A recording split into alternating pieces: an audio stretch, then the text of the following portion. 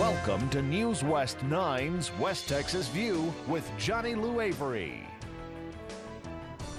Welcome to the West Texas View. I'm Johnny Lou Avery, and several weeks ago we started a series of programs talking about that we thought was appropriate for the new year, talking about planning ahead and making resolutions and carrying out those resolutions and changing your life for the better, thinking ahead of what is it that I want in life. And so I had Carl Rippey on, and we talked about the weather, but we also talked a little bit about how he's a goal setter and how that motivates him. And so as we began talking, I said, I want you to come back and talk about all of the things that motivate you and why resolutions don't work and why you have to have a little bit more than just dreams hanging up in the air.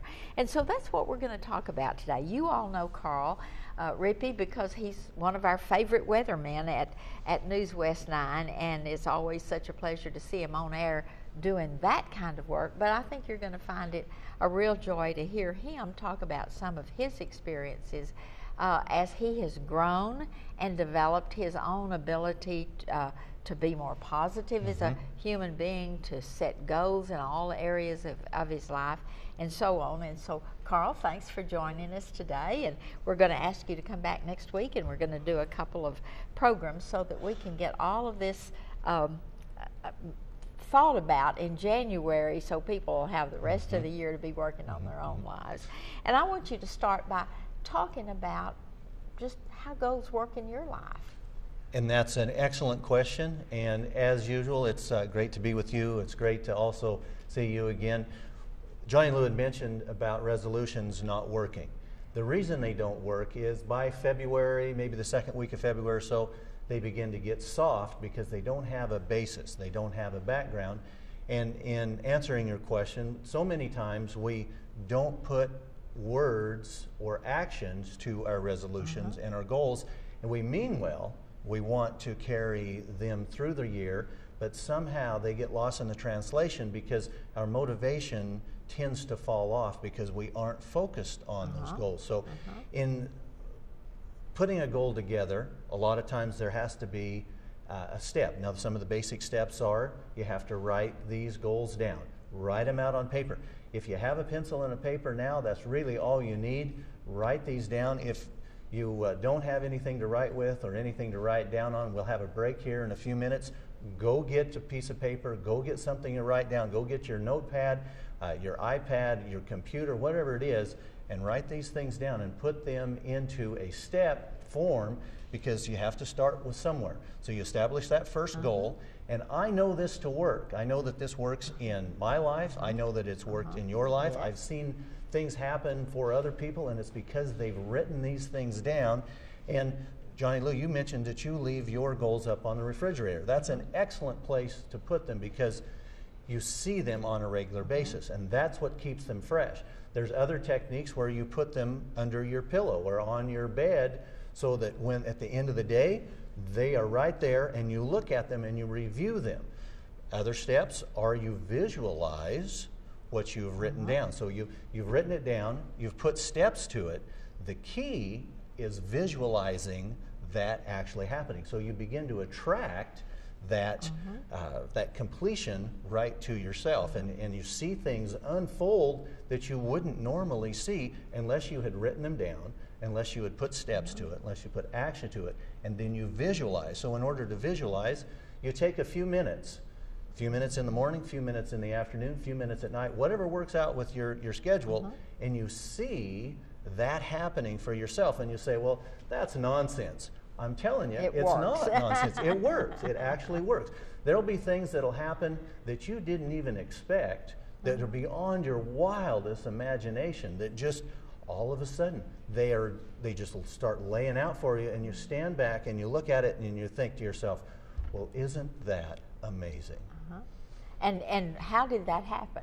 But one of the funniest things for me, when I was a little girl, I used to sit on the porch steps with the relatives on Sunday afternoon, and they'd all say things like, I can't believe I didn't do that. When I was 18, I was going to do this and this and this. And I'll say, but why didn't you? And they'd say, oh, well, life happens. And life does happen if you don't keep it before you and be intentional about completing that. And if you just write your goals down without those steps, then you don't really have a convenient way to get it done. And so that way you're working on it all the time. Right. And so many times I ask people, what's your objective? What's your lifelong objective? Maybe it's at work, maybe it's in your community, maybe it's in church, maybe it's in some kind of volunteer effort. And oftentimes, I would guess at least 80% of the time or more, they'll say, I don't know. And like in the workplace, what's your objective in the workplace? Well, I don't know. Maybe they know. Maybe the people that you're working for, maybe they know. Well, they don't know, and they aren't going to help you necessarily get to your objectives, especially if you don't know. Now, there are things that you want to share with your employer as far as your go-up goals, for instance, and there are some things that you want to keep private. For instance, if your go-up goal is, if you're in sales, you wouldn't want to tell your co-worker salesperson, I'm going to be number one, because they're going to say, no, I'm going to be number one. So you share that with your sales manager.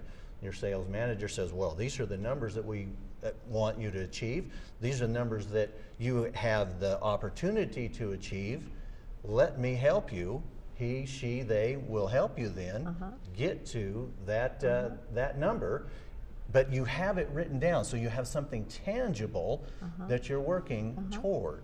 You don't want to play a basketball game without scores, and so you got to know that you're making scores all the way through. Yeah, right. And with those increments, you'll be in a place where you are slowly working toward, and I shouldn't say slowly because sometimes it happens quickly. Very quickly. But it's better to be slow than steady than not at all. Or, it's better to shoot for the moon, let's say, and hit an eagle than shoot for an eagle and hit a rock. So you get to a point where you establish these goals, and you get also where they become tangible. You reference them, you see them on a daily basis, morning, noon, night, whatever it is. And every step that you accomplish motivates you to the next one. We're going to have to take a break now, but we're going to come back in just a minute and continue this conversation. And I want Carl to tell us a story that has happened in his life that points out this. We'll see you in just a minute with another a segment of our program. Stay tuned. West Texas View will be right back.